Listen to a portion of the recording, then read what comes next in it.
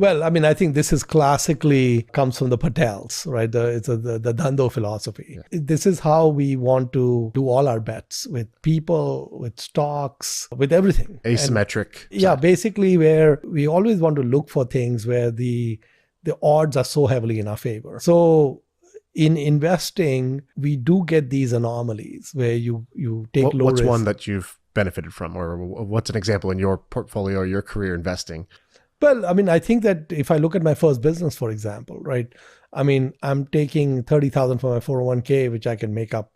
And at that time, the credit card laws were very different, where if you declared personal bankruptcy, you got a clean slate. And actually didn't affect your credit because you couldn't file again for 7 more years. So everyone would give you money after you filed. Okay, so actually they've changed the laws now. But at that time, I realized that starting a business has high rates of failure, right? And so I said, how do I minimize the risk on that? And this is what all entrepreneurs do.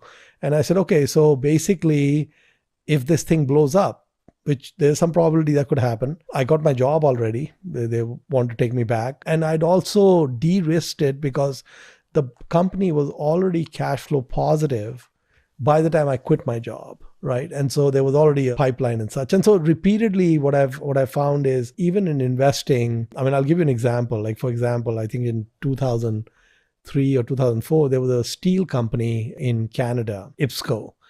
And I noticed that they were trading for 3 times earnings, right? The stock was at $45.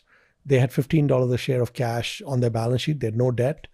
And they had contracts over the next couple of years where they had said our earnings for the next 2 years are going to be $15 a share each year. These were not forecasts.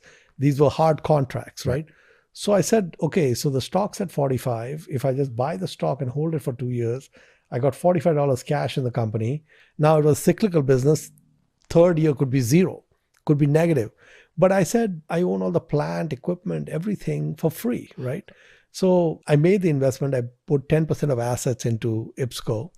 And I said, all I want to do is I want to see what Mr. Market does with this stock in 2 years. Just going to hang out and see what happens. We make the investment. And then a year later, the company announces that we're going to have 1 more year of $15. Okay. So now you're going to have 60 versus 45, right? And by now the stock has kind of gone up and it's sitting at about $90, double in 1 year. So I said, okay, it's still a very cyclical business. Maybe we should take our chips off the table. And while I'm thinking about all that, one day I wake up and the stock's at 155. Some Swedish company came and offered 160 to buy them. 5 minutes later, I sold the company and moved on, right? So what I'm saying is that that's what we're looking for, right? And in the equity markets, because these are auction-driven markets, when you look in areas which are hated and unloved, you will find these anomalies. Last year, for example, I spent about 7 or 8 months studying the coal industry. 4-letter word, hated and unloved. More than anything else. I mean, a lot of endowments and funds are not even allowed to invest in the coal industry. There's so much hatred for it. So you got excited. The math was like this. If there's a business that is going to exist for 50 years, on average, it's going to produce $1 billion a year in cash flow that's going to be distributed to shareholders, available to buy for less than $2 billion. Where do I sign? Okay, that was the coal industry. Okay, and so it's like you in auction-driven markets, you repeatedly run into these things where things, there's companies emerging from bankruptcy, there's things that people just don't like, there's different reasons why things get mispriced. Right.